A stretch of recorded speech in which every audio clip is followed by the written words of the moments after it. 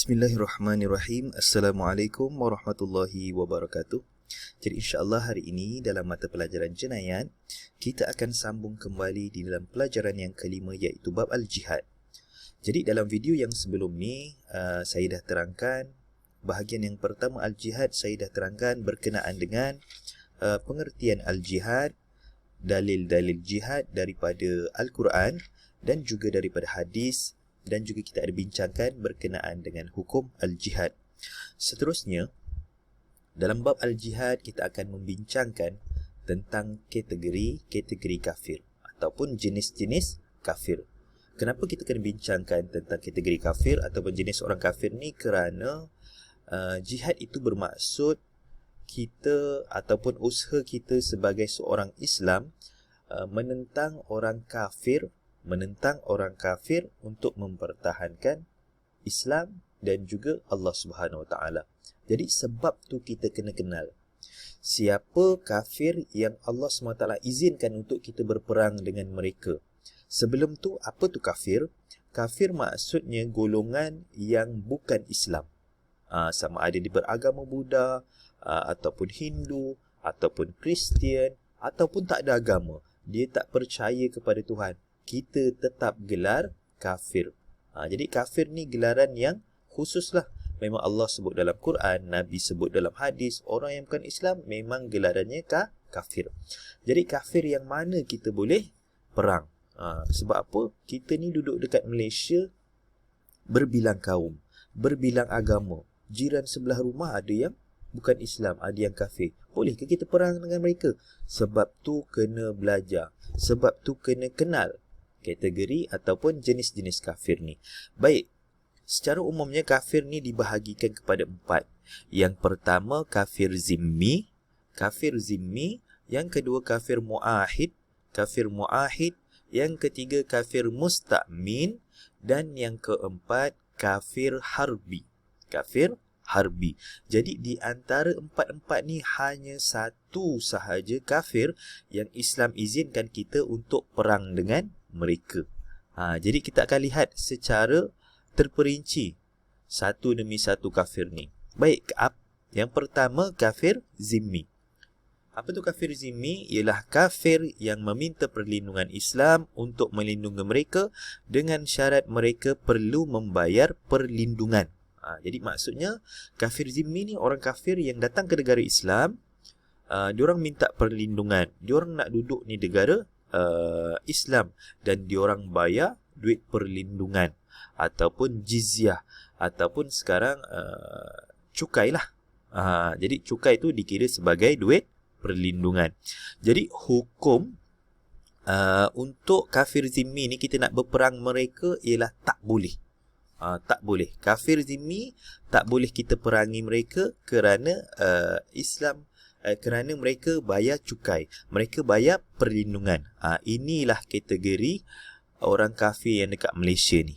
Mereka yang duduk kat Malaysia, mereka taat pemerintah, taat kita punya ketua negara, mereka tak secara zahirnya nak melawan orang Islam, maka digelar kafir zimmi. Baik, yang kedua iaitu kafir muahid. Apa tu kafir muahid? Kafir yang ada perjanjian dengan orang Islam. Bolehkah kita buat perjanjian dengan orang kafir? Jawapan dia boleh. Berlaku di zaman Nabi SAW. Nabi SAW buat perjanjian dengan orang kafir iaitu gencatan senjata. Masing-masing berjanji takkan perang, takkan lancarkan perang antara satu sama lain. Jadi kafir muahid ni hukum dia ialah tak boleh diperangi selagi mereka tak langgar perjanjian. Tapi kalau mereka langgar perjanjian, mereka contoh dalam perjanjian tu tak boleh ganggu orang Islam beribadah dan sebagainya. Kalau mereka langgar perjanjian tu, maka kita boleh memerangi kafir muahid ni. Ingat, diorang hanya bergantung kepada perjanjian. Kalau langgar perjanjian, maka dibolehkan kita berperang dengan mereka. Kemudian jenis yang ketiga ialah kafir musta'min. Apa tu kafir musta'min? Kafir pelarian yang lari dari negara untuk mencari perlindungan.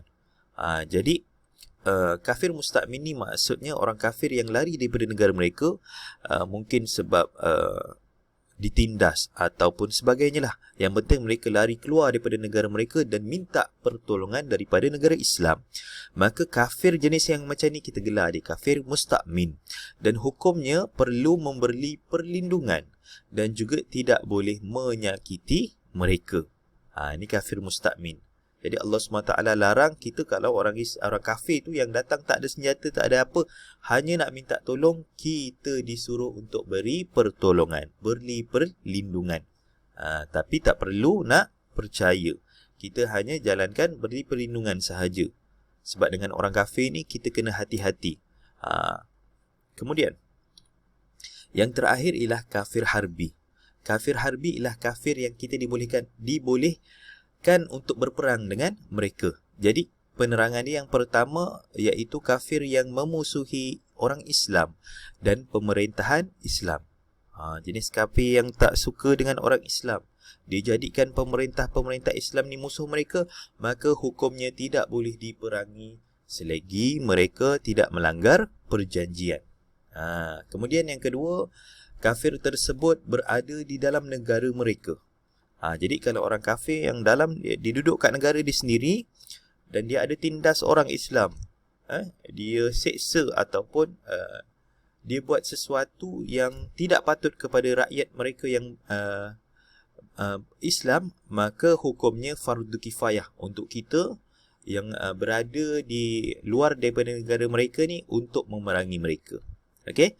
Dan kemudian yang ketiga, kafir yang telah masuk negara Islam atau sudah menghampiri negara Islam. Jadi contohnya ada satu kumpulan kafir yang kita tahu kumpulan ni memang tak suka Islam, musuh dengan Islam. Kalau dia datang negara kita ataupun dah hampir nak masuk ke negara kita dengan niat mereka nak berperang dengan kita, maka hukumnya fardu ain, wajib perangi mereka, sama ada perempuan, kanak-kanak atau hamba mengikut kemampuan mereka. Jadi kita wajib pertahankan negara kita walaupun yang datang tu perempuan ataupun kanak-kanak. Cuma caranya kita nak berperang dengan mereka tu mestilah mengikut situasi. Kalau datang perempuan, kita tahulah perempuan dia punya had-had dia. Kita tahu kemampuan perempuan macam mana, maka gunakanlah kekuatan ataupun kemampuan yang sekadarnya sahaja. Baik, itu penerangan tentang 4 kategori kafir. Jadi ingat, kafir ni bukan semua kita boleh perang.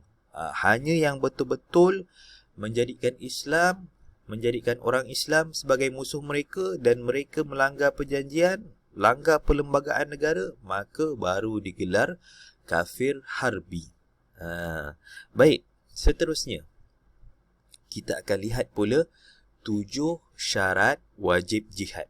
7 syarat wajib jihad. Jadi cukup syarat ni kita kena keluar berjihad. Jadi kalau pemimpin dah buat satu kumpulan, dah war-warkan siapa yang mampu, ataupun aku dah buat satu kumpulan untuk pergi berperang, kalau cukup 7 syarat ni, maka wajib kita sertai untuk berjihad. Baik, ada 7 ada 7. Yang pertama, Islam. Kalau kita bukan Islam, maka tak wajiblah untuk kita join berperang.